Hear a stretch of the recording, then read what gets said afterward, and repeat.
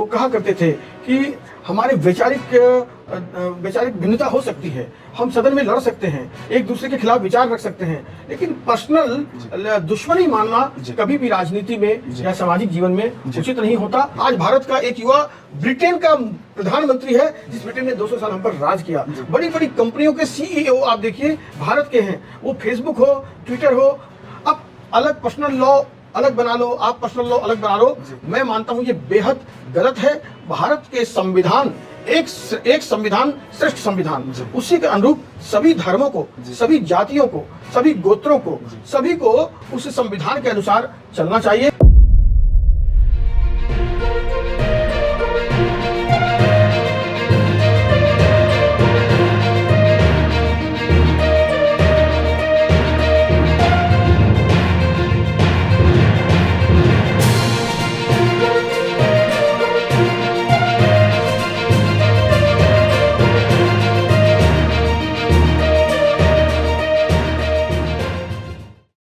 नमस्कार, मेरा नाम है केशव मोहन मिश्रा और आप देख रहे हैं राजनीतिक.com। इस वक्त लगातार हम आपको देश और दुनिया के तमाम उन शख्सियतों से मिलाने की कोशिश कर रहे हैं जिन्होंने समाज के बीच अपनी एक विशेष पहचान बनाई है। उन राजनीतिक लोगों से मिलाते हैं जो राजनीतिक पदों पर बैठकर अपनी सेवाएं दे रहे हैं। आज के इस विशेष पेशकश में हमारे साथ गोंडा विधानसभा से विधायक अजय महावर मौजूद हैं। बातचीत करेंगे। सर, राजनीतिक.com पर आपका बहुत स्वागत है। बहुत बहुत धन्यवाद। हमारा ये नया इनिशिएटिव है, तो आपकी शुभकामनाएं बहुत अपेक्षित है हमारे लिए। निश्चित रूप से राजनीतिक.com की इस एक सकारात्मक ढंग से किए गए कार्य की मैं बहुत प्रशंसा करता हूं, और व्यूअर्स को भी कहूंगा कि ऐसे पॉजिटिव मैनर्स पर जब कोई चीज़ शुरू होती है तो उसको प्रोत्साहन दें, आप उसको देखें। मैं आपको बहुत बहुत शुभेच्छा देता हूं। सर, बहुत शुक्रिया। आप गोंडा विधानसभा के विधायक हैं। क्षेत्र के लोगों के बीच आप अपनी एक बड़ी पहचान रखते हैं। मैं आपसे ये समझने की कोशिश करूंगा कि ये सारी चीज़ें कैसे हो पाती हैं। एक कंजेस्टेड इलाका कहा जाता है, वहाँ के बीच में आप कैसे विकास के काम कर रहे हैं, ये चीज़ें आप कैसे कर पा रहे हैं? निश्चित रूप से ये कठिन चुनौती है। मैं अनेक राज्यों में मैं चुनावों में गया हूँ, तो 2 लाख 2.5 लाख की अगर कोई विधानसभा होती है वोटर्स की, 4 लाख की 3 लाख की पॉपुलेशन वाली, वो 50-50 किलोमीटर में 60-60 किलोमीटर होते हैं। कई गांव होते हैं, इंडस्ट्रियल एरिया होते हैं, बहुत कुछ। अगर कोई एग्रीकल्चर का प्लेस है तो उसके लिए बहुत, कहीं धान का, कहीं मक्की का, कहीं गेहूं का एक जोन होता है। तो करने के लिए आपके पास इंडस्ट्री में, एग्रीकल्चर में कई चीज़ें होती हैं। ये हाई डेंसिटी वाला इलाका है, और उत्तर पूर्वी लोकसभा अपने आप में पूरी दुनिया का सबसे कम क्षेत्रफल में सबसे ज़्यादा घनत्व वाला, जनसंख्या वाला इलाका है। उसी में मेरी ये विधानसभा है जो सिर्फ 5 से 6 किलोमीटर में है, लेकिन 2.25 लाख से ज़्यादा वोटर और लगभग 4 लाख की आबादी यहाँ है। ऐसे में छोटी छोटी सकरी गलियाँ, उसमें भी आपको पता है लोग बाहर फिर अपना चबूतरा भी निकाल लेते हैं, बाहर छज्जा भी निकाल लेते हैं। तो ऐसी परिस्थिति में उनका सफाई करने से लेकर उनका डेवलपमेंट करना एक भारी चुनौती का काम है। और अब तो जिस प्रकार से पॉपुलेशन बढ़ी है, फ्लैट सिस्टम हो गया है, तो हमारे यहाँ विस्तार ऊपर हो रहा है, नीचे नहीं हो रहा है, क्योंकि नीचे क्षेत्रफल में ज़मीन ही नहीं है। तो निश्चित रूप से उसमें हमको सीवर की, पानी की, हर चीज़ की एक समस्या है छोटी छोटी गलियों में। अभी मैं एक IGL की लाया हूँ, PNG गैस लाइन, उसमें भी छोटी फायर सिस्टम जा नहीं सकते, छोटी छोटी गलियाँ हैं। कैसे उन लोगों तक हम प्रोवाइड कराएं, और सेफ्टी सिक्योरिटी का भी ध्यान रखना पड़ता है। एम्बुलेंस आ नहीं सकती, कोई अगर घटना घट जाए तो डिजास्टर मैनेजमेंट को बड़ी दिक्कत होती है, फायर की गाड़ियां नहीं आ पाती। ऐसी परिस्थिति में एक सरकार को भी हमने कहा है, अब उन्होंने भी एक बार क्या किया कि मैं राजनीति, अभी सकारात्मक आपने कहा, मैं बोल रहा हूँ, लेकिन जैसे 2 व्हीलर एम्बुलेंस है, इसके 1-2 खाली डेमो आए, वो नहीं आ पाए। हमारे लिए वो बहुत इम्पोर्टेंट है कि हम ई-रिक्शा जैसी चीज़ों को भी एम्बुलेंस के रूप में परिवर्तित करके और इन छोटी गलियों के लिए हम प्रोवाइड कराएं। तो मुझे लगता है कि चुनौती भरा तो है, लेकिन हम कर रहे हैं और अच्छे से कर रहे हैं, और क्योंकि हमारे अंदर एक काम करने का जज्बा है, और जिस जज्बे को लेकर हम चल रहे हैं। सर, आपके बारे में कहा जाता है कि ये ऑल टाइम अवेलेबल विधायक है, मतलब लोग आपको फ़ोन करते हैं, आपको लगता है कि क्षेत्र में जाना है, सुबह से लेकर शाम तक आप लोगों के बीच रहते हैं और ये आपकी लोकप्रियता का एक बड़ा हिस्सा है।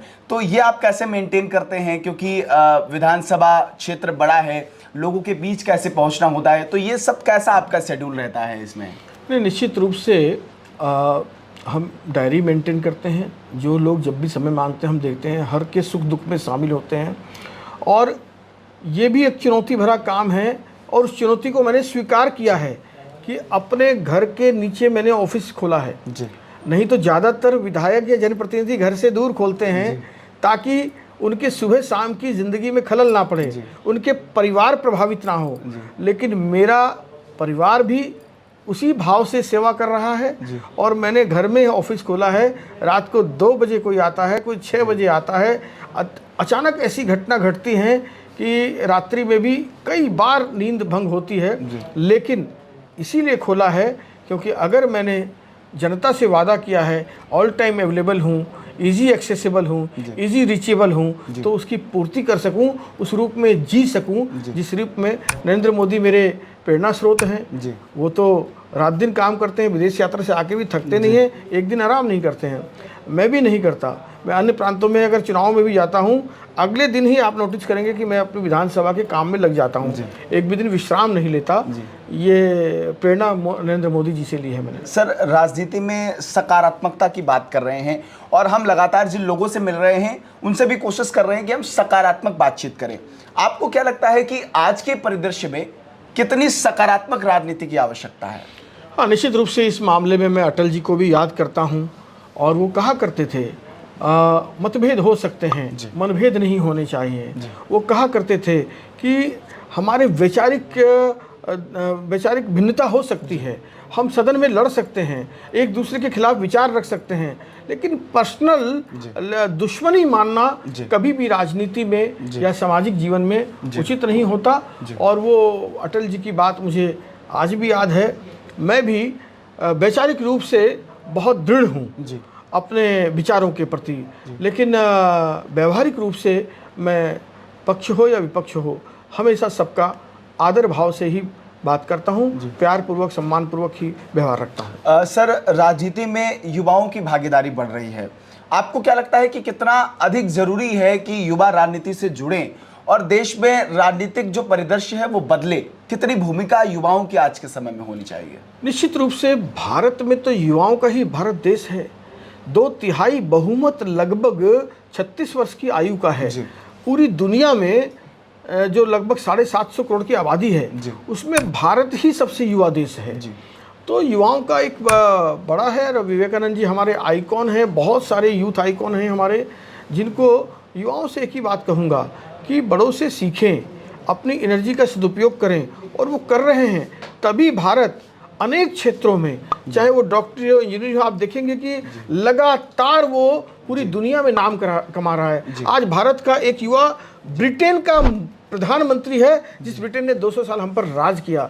बड़ी बड़ी कंपनियों के CEO आप देखिए भारत के हैं। वो फेसबुक हो, ट्विटर हो, बहुत सारे आपने देखे होंगे बड़ी बड़ी कंपनियां दुनिया की, चाहे हमारा पेप्सी, इंडिया को, सब इंडिया के लोग CEO हैं। ये युवाओं का देश है और संस्कारित भी हैं। भारत के युवा आज भी बहुत संस्कारित हैं।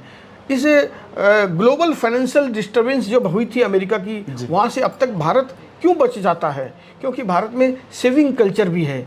माँ बाप ने सिखाया है सेविंग कल्चर। धर्म, संस्कार, सबसे ऋषि मुनियों का ये पुराना देश है जो दुनिया को एक राह दिखाता है। और पहली बार जब विवेकानंद जी ने भारत का परिचय पूरी दुनिया को अच्छे से कराया था, वो हमारे यूथ आइकॉन हैं। बड़े से सीखना चाहिए, अब्दुल कलाम से भी सीखना चाहिए कि सपने वो होते हैं जो नींद में सोकर नहीं देखे जाते, सपने वो होते हैं जो चैन से हमें सोने नहीं देते। तो ये बड़े लोग हैं जिनकी बात समझकर, युवा देश है, युवाओं को अपनी पूर्ण शक्ति के साथ, स्फूर्ति के साथ, बड़ों के अनुभवों का लाभ लेकर अपनी एनर्जी का सदुपयोग करना चाहिए। सर, अगर हम बात करें तो केंद्र में आपकी सरकार है, आपको क्या लगता है कि समाज में जहां प्रधानमंत्री नरेंद्र मोदी ने अनेकों काम किए, तमाम बदलाव आए, लेकिन आपको क्या लगता है कि इस क्षेत्र में आपके मन में कुछ हो कि मुझे लगता है कि इस क्षेत्र में बदलाव होना चाहिए, कोई आपके अंतरात्मा से कोई आपको उम्मीद ऐसी हो, आपको लगता हो कि ये ज़रूर होना चाहिए, तो वो क्या आप सोचते हैं? निश्चित रूप से आपने बहुत ही अच्छा सवाल किया है मोहन। मेरे मन में तो ये है कि ये शरीर नश्वर है, ख़त्म हो ही जाएगा एक न एक दिन। हम आने वाली पीढ़ी को क्या दे के जा रहे हैं? कालांतर में बड़े से बड़े लोगों द्वारा कुछ गलतियां भी हुई होंगी इस देश में, उसे कैसे ठीक करना है?